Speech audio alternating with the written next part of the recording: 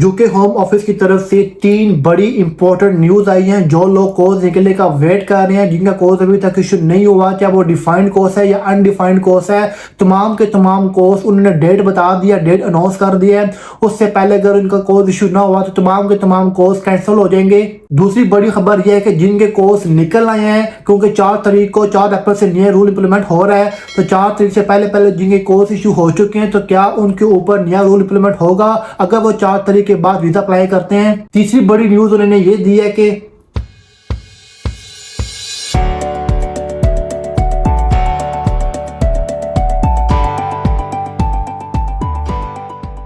अस्सलाम वालेकुम गाइस, मेरा नाम है शादिब खान। आप देख रहे हैं मेरा चैनल देसी बॉय न्यू। गाइस, आज की वीडियो बहुत ज़्यादा इंपॉर्टेंट है, स्पेशली उन लोगों के लिए जो लोग कोर्स निकलने का वेट कर रहे हैं, अभी तक कोर्स इंक्लूशन नहीं हुए।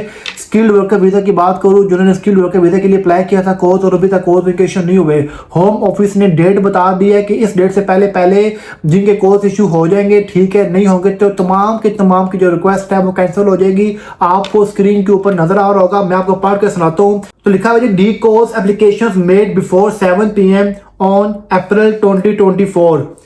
If you require any skilled worker D course before these changes take effect, you should apply for them as soon as possible.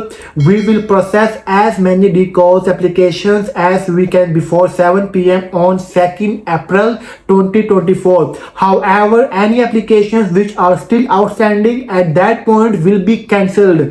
If your application is cancelled, you will need to make a new application after 9 a.m. on 4th April 2024 based on the relevant SOC 2020 occupation code and revised salary threshold. You should take care to submit all relevant information with your D-course application so we can process it quickly and do not have to cancel it. We are unlikely to be able to process your application in time if we need to request further information.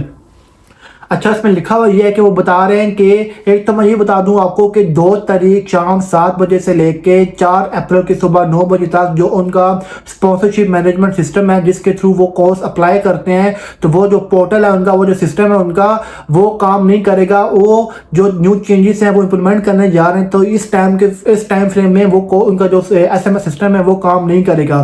तो उन्होंने बताया कि जो जिन्होंने course apply किया हुआ है 2 अप्रैल शाम 7 बजे से पहले जिनका कोर्स निकला है, ठीक है, और जिनका कोर्स इशू ना हुआ तो तमाम के तमाम जो कोर्स हैं वो कैंसिल हो जाएंगे और उनको 4 अप्रैल सुबह 9 बजे के बाद उनको दोबारा रिक्वेस्ट करनी पड़ेगी कोर्स की, दोबारा से अप्लाई करना पड़ेगा उनके एम्प्लॉयर्स को।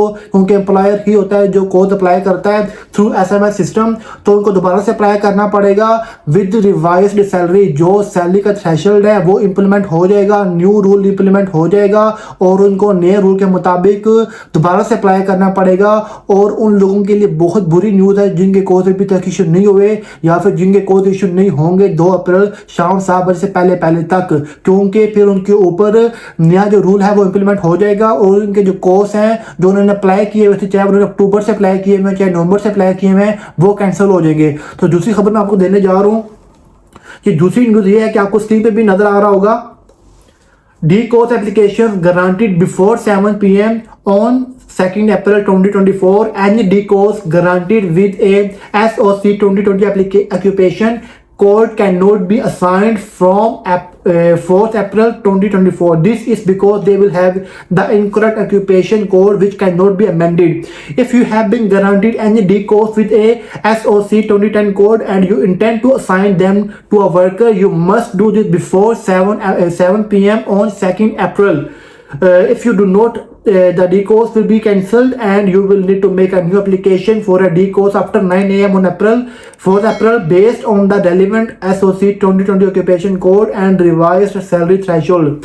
इसमें वो बता रहे हैं कि जिनके कोर्स 2 तारीख शाम 7 बजे से पहले निकल आएंगे तो उनको ये चाहिए कि फ़ौरन से पहले उनकी वो जो कोर्स हैं वो असाइन कर दें एम्प्लॉयज़ को। अगर वो असाइन नहीं करेंगे, बेशक इनका निकल आया कोर्स, लेकिन वो असाइन नहीं करते एम्प्लॉय को, क्योंकि आपको पता है जब कोर्स निकलता है, अप्रूव होता है, तो एम्प्लॉयर को असाइन करना पड़ता है उस बंदे को, जिस स्टाफ को, चाहे जिस कंट्री से भी हो, तो अपने स्टाफ को असाइन करना पड़ता है। तो वो बोल रहे हैं कि अगर आपने असाइन ना किया 2 अप्रैल शाम 7 बजे से पहले तो इस केस में भी जो आपका कोर्स है वो कैंसिल हो जाएगा और आपको 4 अप्रैल सुबह 9 बजे के बाद दोबारा से अप्लाई करना पड़ेगा न्यू सैलरी के मुताबिक आपका जो कोड, जो ऑक्यूपेशन कोड है वो भी चेंज हो रहे हैं, क्योंकि और वो भी चेंज हो जाएगा ऑक्यूपेशन कोड भी आपका, और साथ साथ जो आपकी सैलरी थ्रेशोल्ड है वो भी इंक्रीज करना पड़ेगा।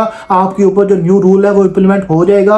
आपको 2 अप्रैल शाम 7 बजे से पहले पहले कोर्स असाइन कर देने चाहिए लाजमी। इसके अलावा जो तीसरी बड़ी इंपॉर्टेंट न्यूज है वो है कि course assigned before 7 PM on 2 अप्रैल के वो जो कोर्स हैं जो 7 अप्रैल से पहले पहले निकल आए हैं, असाइन भी हो गए हैं 2 अप्रैल शाम 7 बजे से पहले पहले, और एम्प्लॉयर उनको साइन भी कर देता है एम्प्लॉयज़ को। तो उस केस में क्या उनके ऊपर नया रूल इंप्लीमेंट होगा या नहीं होगा? जब वो वीज़ा अप्लाई करेंगे 4 तारीख को या 5 को करते हैं, जब भी करते हैं, तो क्या उनके ऊपर नया रूल इंप्लीमेंट होगा?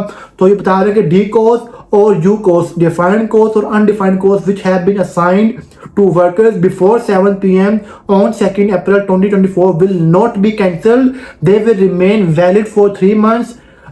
Application for entry clearance or permission made using these courses will be considered with the reference to the salary threshold and SOC 2010 occupation codes under the immigration rules in place before 4 April 2024. Even if the worker applies on or after that date. अच्छा, ये good news है एक तरह की कि जिनके course निकल आएंगे पहले पहले, इन दिनों में निकल आते हैं 2 अप्रैल शाम 7 बजे से पहले पहले किसी भी टाइम निकल आते हैं और असाइन इनको हो जाते हैं, तो इस केस में आपके ऊपर नया रूल इंप्लीमेंट नहीं होगा। चाहे आप 4 तारीख को वीज़ा अप्लाई करें, चाहे आप 5 तारीख को अप्लाई करें, आपके पास 3 महीने का टाइम होगा। 3 महीने के अंदर आप कभी भी वीज़ा अप्लाई कर सकते हैं, किसी भी टाइम कभी भी आप वीज़ा अप्लाई कर सकते हैं, रिक्वेस्ट कर सकते हैं वीज़ा एप्लीकेशन की, वीज़ा फाइल कर सकते हैं। आपके ऊपर न्यू रूल जो थ्रेशोल्ड है सैलरी का वो इंप्लीमेंट नहीं होगा, आप इस चीज़ से बच जाएंगे। तो जिनके तो कोर्स निकल आएंगे तो उनके लिए गुड न्यूज़ है, जिनके कोर्स नहीं निकलेंगे अभी तक पेंडिंग में जा रहे हैं और 2 तारीख शाम 7 बजे तक उनके नहीं निकलते, तो आपके ऊपर नया रूल इंप्लीमेंट हो जाएगा। आपके जो कोर्स की जो रिक्वेस्ट है वो सारे के सारे कैंसिल हो जाएंगी, आपको नए सिरे से अप्लाई करना पड़ेगा with new occupation code and new salary threshold. तो गाइस ये थी आज की वीडियो, थी उम्मीद तो पसंद आई होगी। अगर आपने चैनल को सब्सक्राइब नहीं किया तो कर दें, वीडियो को लाइक और शेयर कर दें, और कमेंट करके बताएं कि कौन कौन लोग हैं जिनका अभी तक कोर्स इशू नहीं हुआ, किन किन लोगों को कोर्स इशू हो चुका है। तो गाइस देखते रहिए मेरा चैनल देसी बॉय इन यूके।